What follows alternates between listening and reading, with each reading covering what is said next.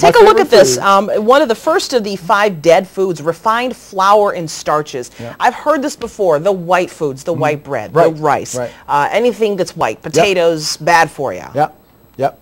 Next is refined sugar, sweets, and corn syrup. I love sugar. Yeah. And see. But bad for you. Yeah. And what we have to understand is that it's not that people need to just, oh, you can't eat these anymore. Because that's what I was told. You can never eat these foods. Okay. Okay. When you say dead, though, what do you mean by dead? It's just a term I came up with to kind of grab attention. It sure got my attention. You mean nutritionally void? Nutritionally deficient, exactly.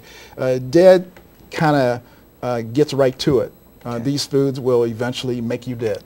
All right, trans fats we've heard a lot about. Exactly. A lot of companies are now not making food with trans fats. They're trying. Saturated fats, okay, which is the pork and the ham and the bacon, and drugs. You mentioned smoking, alcohol, and of course caffeine.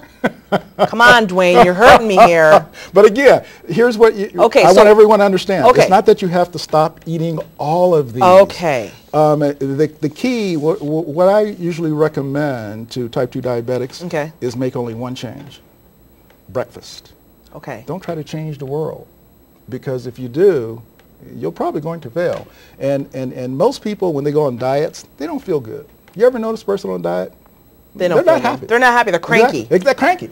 Yep. So change one thing. Change breakfast. Just change breakfast. Coming up, we're going to show you how you can do that. We're going to show you the program that Dwayne created that he now teaches to diabetics through many workshops. Yes. I know doctors have called upon you and said, could you come talk to our type 2 diabetic group, and we'll show you that healthy breakfast. Maybe you'll learn a thing or two when we come back. We promise it won't hurt a bit. It won't. Right, Dwayne? It won't hurt. We'll be right back.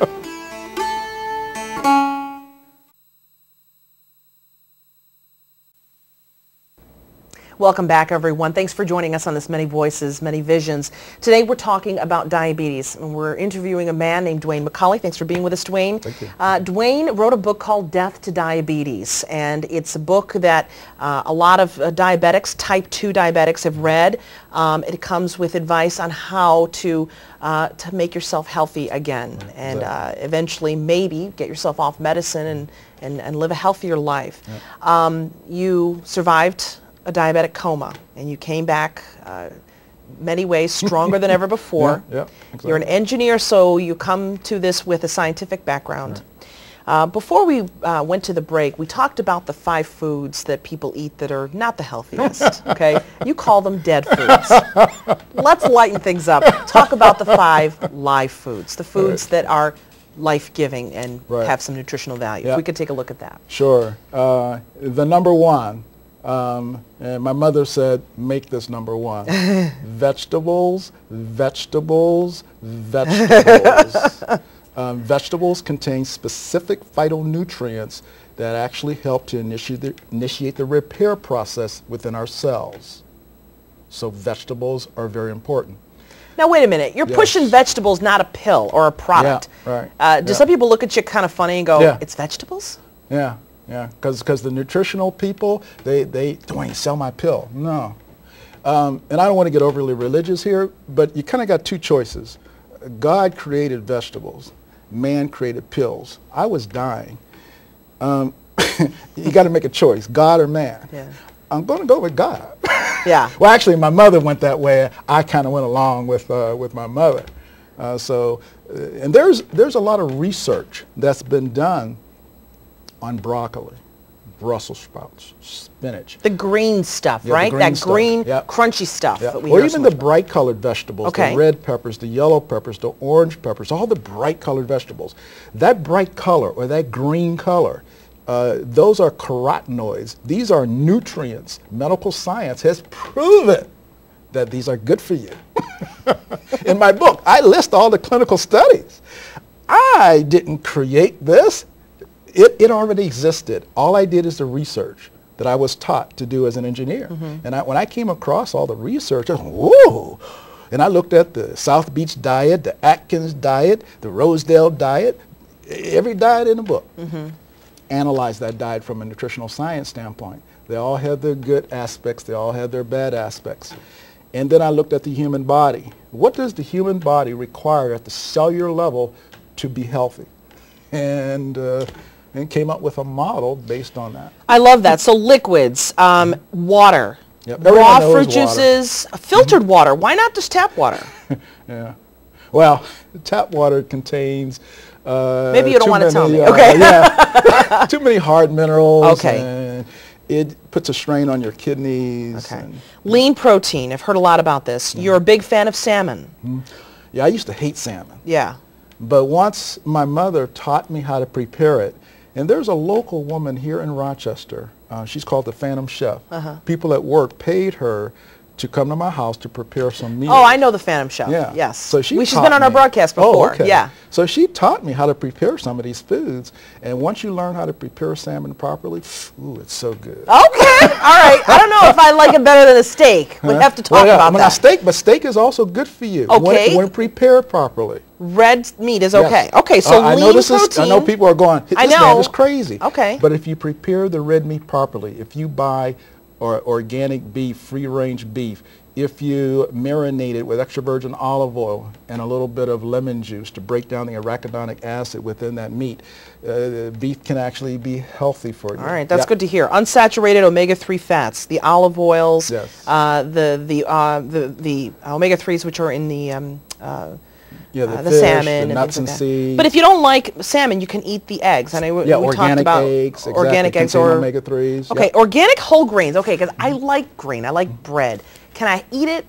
Can I still eat it? If you eat organic living bread, it's called sprouted grain bread. It's stores like Wegmans sells it. It's called sprouted grain bread. It's in the frozen section. It's a living food. That's why it's frozen. Most bread is sold out in the aisles. That's dead. But isn't it enough to have the whole wheat label on it? The whole Not if you're diabetic. Okay. Okay. If you truly want to eat the best of the best, you want to eat living food. So sprouted grain bread is a living food. Most of the other bread is made with flour. And flour just doesn't metabolize well within our body. All right, so now you've got the 5 live superfoods. I want to take a look at a meal model. Okay, so what are you eating, Dwayne, to get healthy? This is what I want to know. Let's take a look at this next, we've got this next slide here for you that explains what a healthy meal consists of. Right. And you mentioned starting with breakfast. Yes. That's yes. very simple for a lot of people, okay? Yep. Yeah, breakfast is truly, our mothers were right. Okay? My mother was right. Breakfast is very powerful. And a good example of a powerful breakfast is instead of eating grains such as cereal in the morning or oatmeal, have a vegetable such as 1.5 cups of steamed broccoli or 2 cups of steamed spinach. But vegetables for breakfast? Yep. And see, here's what we got to understand. Why do we eat cereal for breakfast? If you take a look at the human body, it only makes sense for a child maybe to have cereal in the morning to give them the energy. As we grow up, our bodies don't require that extra sugar that you get from cereal. What you really want are healing nutrients because your body just spent 7-8 hours sleeping, detoxing. So your cells are open. They want the best of the best. So why not give your body the best? So the carbohydrate is the vegetable? Exactly. Okay, so is there any room in this for like a muffin? I mean, you know, like a Thomas's English muffin.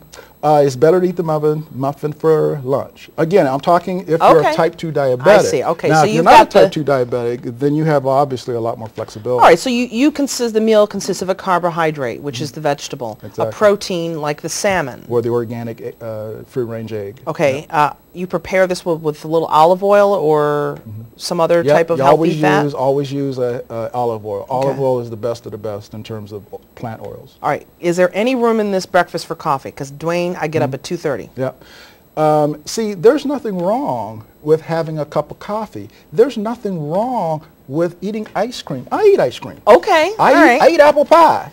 But as I discuss in my book, there's a healthy way to eat ice cream. There's a healthy way to enjoy apple pie. There's a healthy way to enjoy steak. Okay? So that diagram is just an outline, a guide, a protocol. And once you understand the protocol, the formula, you now take what you love and you build a program around that. I know that in your book you mentioned going out to eat, okay? There's a section on going out to restaurants.